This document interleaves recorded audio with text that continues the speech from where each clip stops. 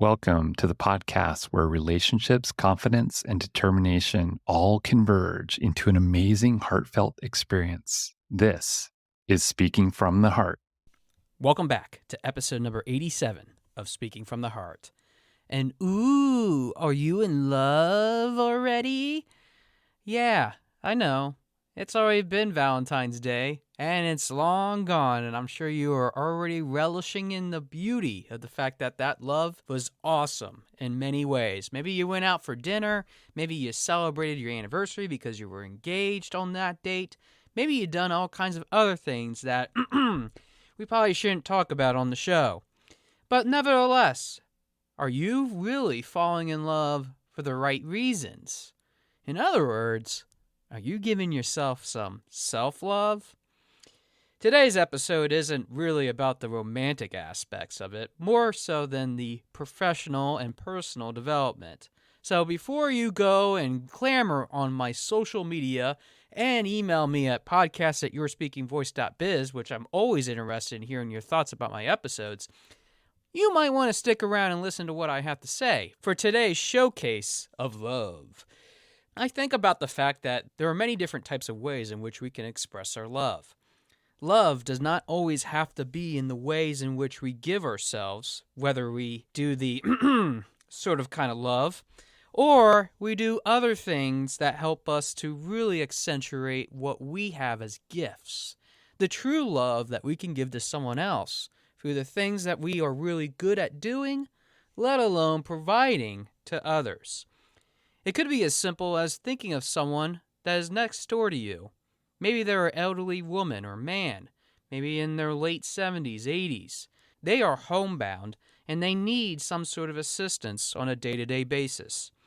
It can make their day knowing that you have something to give them, whether it's a cooked meal, maybe a thank you gift for something that they did for you in the past. Regardless of what the reason is, just that kind act can make such an impressionable difference and show a little bit of love where it really counts the most. And I know that we talked about in the previous episode about the importance of being able to learn the small things when we were a kid. But this goes way more than what we were talking about in that episode. Yes, sirree, and it's a lot more than what you might be thinking. I think that we don't necessarily find the ways in which we want to love ourselves until we're much later in life when we realize that there's a big void. Sure, many of us might have went to college and actually found somebody to fall in love with, while in other cases, you might have met them at a bar, a restaurant, a sporting event. Regardless of what other social situation or encounter that you first met them at, it does make a big difference to the fact that we find love in all different forms and all different places. I've always learned that it's really important to not just think about what we have as love in the common sense, but really in the biggest sense as a whole. And I learned that many years ago there was a concept in religion called agape love. And agape, A-G-A-P-E, is the highest form of love. It's God's love. Now, I know that for some of my listeners, you're not actively in religion and you probably just turned off this episode because of it. But before you go ahead and hit that stop button or close out the window that you're listening to this episode with, hear me out. Agape love, essentially being that highest form, doesn't always mean that God has to love you, but maybe you love yourself in the highest sense. This leads into a story that I have to share with all of you about why it's really important to love yourself more than anything else. I know that for many of you that have been following along with the podcast, know about the struggles and the importance of being able to listen to yourself, be able to take care of who you are, but also give back. But having that baseline of knowing who you love the most, meaning what you really enjoy loving more than anything else, whether it's a hobby, whether it is a sport, whether it's some other type of vice or device for that matter that you enjoy listening or even partaking in. The biggest important thing is that you have to give love to yourself, and I did not do that for the longest time. The biggest escape for me when growing up as a kid was really video games. Think about the latest Nintendo system, And yes, I'm talking about the original Nintendo Entertainment System. One of the first devices that I had as a kid because of my mom giving it to my sister when she was growing up with me. But then there was the Super Nintendo, the PlayStation, the Sega Dreamcast. Mine, I hope that many of you remember that type of device. But even then, having the PlayStation 2 and the GameCube were really fun times for me. And I haven't really gotten into video games since then, when I graduated from high school in 2005, and then later college for that matter in 2009. So it's been about 14, 15 years since I really touched a video game device. But that was my sense of escapism, the way in which I loved myself, the way in which I escaped from not only the problems that were the day-to-day, but also the things that I really enjoyed doing, which was escaping reality.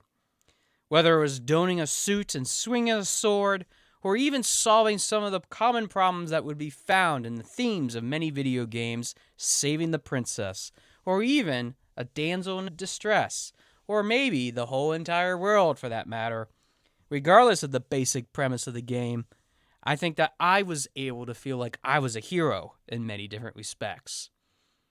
That heroism certainly carried through in my life, wanting to always be the person that would take care of others, no matter what. But then there was something that happened to me, as you all know, in February 2020, that made me not be the hero anymore, and made me feel like a zero. That zero moment for me really made me take a big step back and think about all the different things that I had fallen behind in. It wasn't just about the fact that I was not loving myself, having that self-love, or even taking care of the things that I should have been taking care of in my life. But I realized that maybe there weren't going to be any other heroes in this story that would save me. I had to be my own hero, which meant that I had to self-love all over again.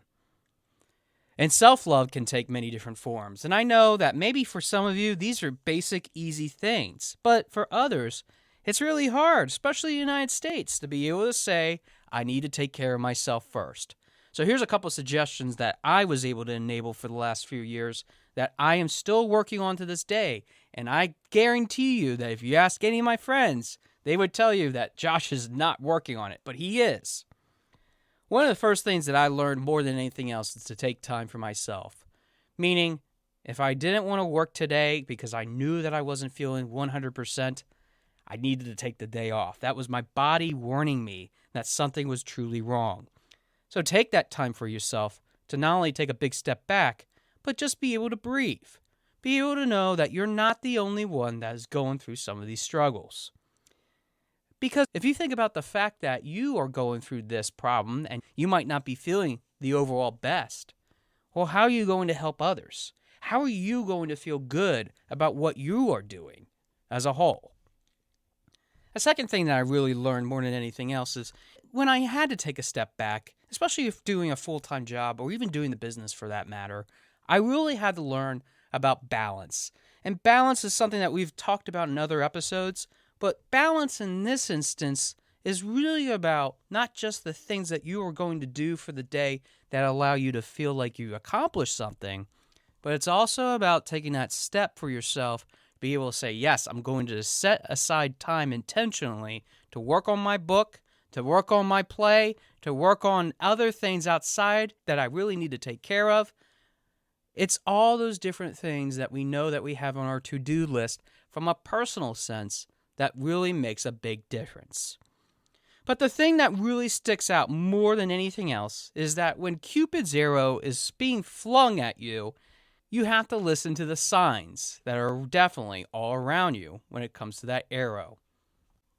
Finding love through Cupid's arrow might be a Greek mythology reference, but if you really think about the fact that if you love yourself first, which is the basic premise of my argument, you will be able to love everybody else, including that one person that will come in your life to take care of you in your greatest time of need. Which is why, at almost 37 years of age, I am still single. I didn't take care of myself. I didn't love who I was. I didn't continue to love in the way in which my heart was being led to in the first place. And yeah, I might be older now, and some of you might be saying, Josh, hang in there. You know you'll find somebody. You're on the right track, and you're a really good guy. You've been doing a lot of episodes, and I think that I've gotten to know you a lot better. I think I got someone for you. It's not about what you might be offering, and it might not be about what you are trying to provide. It's all about what our journeys are individually to get to that point. When we are able to adapt to that romanticism, regardless of what form it takes, we're able to identify not just those people that we want to hang out with, which include our inner circle, that tribe, which we've talked about in other episodes. It helps us to explore what is really on our hearts and minds to become so much better in the overall grand scheme of things. Love does not have to be always at the forefront when it comes to even some of the things that we need to do. And yes, I know that's a little bit counteractive to what I have said in other episodes, but if you break it down, love in itself does not have to be a piecemeal process of weighing the differences of, should I really say this to this person or should I not say it to this person? Sometimes the things that are truth need to be said, and it's really important to be able to understand that it's not just how we convey that truth, which is a big important point, especially for my business folks, but it's really about why it was important to say it in the first place. And that is the heart of the whole discussion here, is that we need to be able to come from a place of love to be able to share that, not a place of hate, not a place in which we're trying to get across to another person that we are really despondent and tearing those people down because of who they are, what they represent, and what kind of things they are doing as a whole. We are human beings in which we make mistakes all the time, and even in relationships, we are always trying to forgive who those other people are that are causing some issues. So sometimes when we are sitting down to have that frank conversation about what's really important and what needs to be worked on in order to become the best versions of who we are, it means being able to examine the truth, but also remember that we need to come from a place of love in order to be able to have that benefit that everyone gets to enjoy in their lives. Our culture, especially here in the United States, really has commercialized the importance of Valentine's Day, finding love, being able to have that romantic dinner with somebody else. And I'm all about supporting small business because look at me. I'm a small business if you really think about it. But when we are really looking at going to dinner to support that significant other and make them appreciate what that love is, it doesn't have to always be done on a national holiday of celebration, whether it's here in the United States or in a different version internationally. We have to remember that love comes in all different forms. The things that we are able to even do as small tokens of appreciation can go such a long distance in terms of not only how we create those relationships, but also how we are able to stay with them no matter what. So it is important to be able to listen, to acknowledge who those people are that are really important in our lives, and always have them remember that they are never forgotten. In other words, they are important for everything that you will work on right now and in the future. But don't forget the fact that you need to love yourself more than anything else. What got me through the fact that I had been through so many different things in my life, let alone the moment in which I wanted to hurt myself and end it all, was a reflection of the hate and the depression that I was going through. I was suppressing it, and it was not healthy whatsoever. As a matter of fact, it was the antithesis of Cupid shooting some nasty arrows that were not full of love.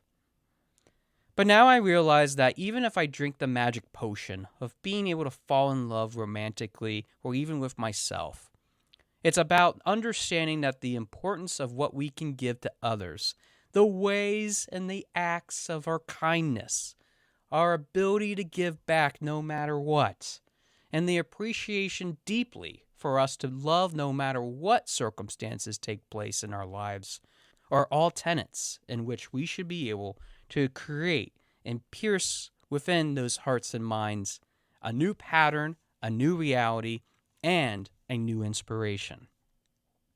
Our culture does not have to always be bought on that aspect of love. So challenge the status quo. And if you haven't had Valentine's Day yet, think of new ways in which you can be able to celebrate that love, that excitement, that inspiration for not only helping others, but helping yourself achieve some of the great moments that are lying ahead.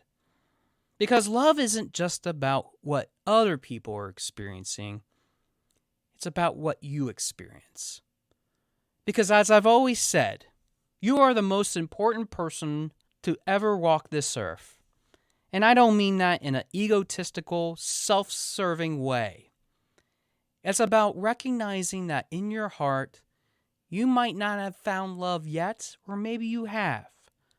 But if you're not checking in with yourself, who is the most important person on this entire earth to love, to have that agape love, then it's time to look in the mirror and say to yourself confidently and with beauty, I love you. Because even if it is something that you take yourself out to a steak dinner, or even treat yourself to a little something nice, don't forget about who you are, and don't forget about who you're serving to help grow, to help achieve, and to help sustain some of those beautiful moments that are lying ahead. Because who's responsible for that? You are. And I don't think that you should forget to love yourself. Thanks for listening to episode number 87 of Speaking from the Heart, and I look forward to hearing from your heart very soon.